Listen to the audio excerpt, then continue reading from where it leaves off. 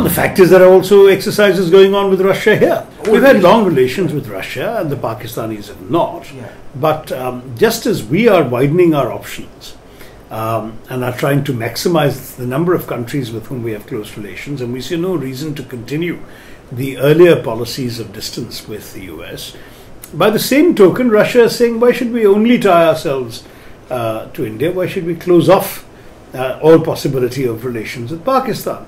But both strategically and geopolitically, on issues of Islamist extremism and many other matters, Russia does not see eye to eye with Pakistan.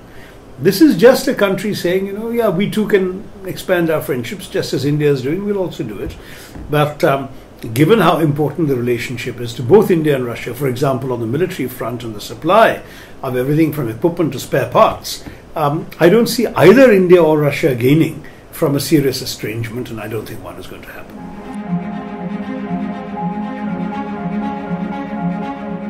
Maybe we should. I would drop into Diego Garcia more often and use the facilities there.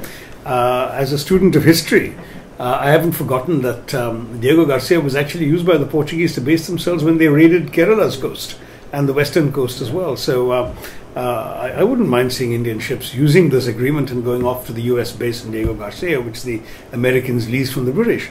Even if we're not sailing off to Newport, Rhode Island every other day, we can certainly use American facilities closer to home. We do have ships going to the South China Sea. Let's go to Subic Bay in the Philippines. Let's go to other American installations wherever they are.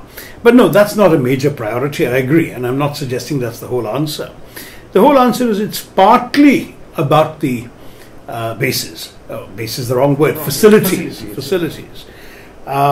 But it's more partly, I think, about the signaling of a willingness to expand the potential for collaboration across the board. We are expecting the Americans to be helpful to us when it comes to issues of defense security. We are expecting the Americans, for example, to share with us some of their intelligence intercepts when it comes to Islamist terrorism in our neighborhood. We're expecting them to show some sympathy to our security preoccupations with regard to their ally Pakistan, etc., etc. And if we give nothing in return, that will affect the quality of what we get from them. So my view is that giving something relatively modest in order to gain much more across the board is actually wise policy.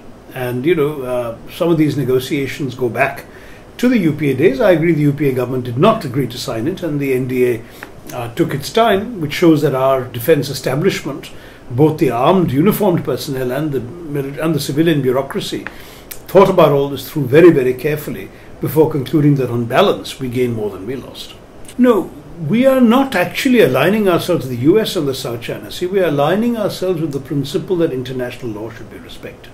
No, it worries us a lot if China cocks a snook at international law, because international law is the one thing that ensures for us that the Chinese behavior vis-a-vis their problems with us, namely the frontier, is kept within containable legal bounds.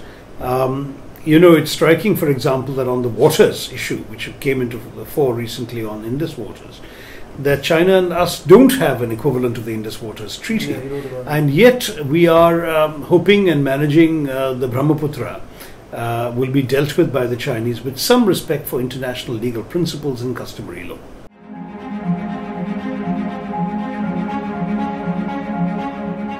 Then that depends on your calculations. To my mind, China has chosen to back Pakistan for its own reasons.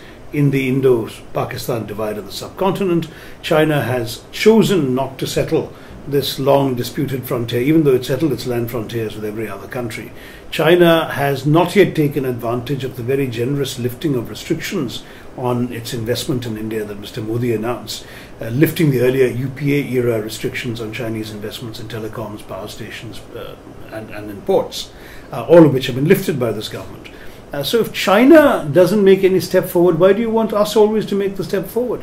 They are still refusing to give visas to people born in Arunachal. They are still persisting in their claim to a state where we have 250,000 Indian citizens who have no desire to suddenly become somebody else's citizens. they have still chosen to show a certain amount of hostility in the UN Sanctions Committee, supporting Pakistan by holding up the sanctioning of Masood Azhar, the way Hafiz Saeed was sanctioned. So given all of this, I must say I would have every reason to say that the shoe is on the other foot. It's half a dozen things that the Chinese are doing that they don't need to do to a country that has really not shown them any hostility. And for India, therefore, to affect its relationship with a third country in order not to make the Chinese unhappy would be an inadmissible sign of weakness that I'm not prepared to support.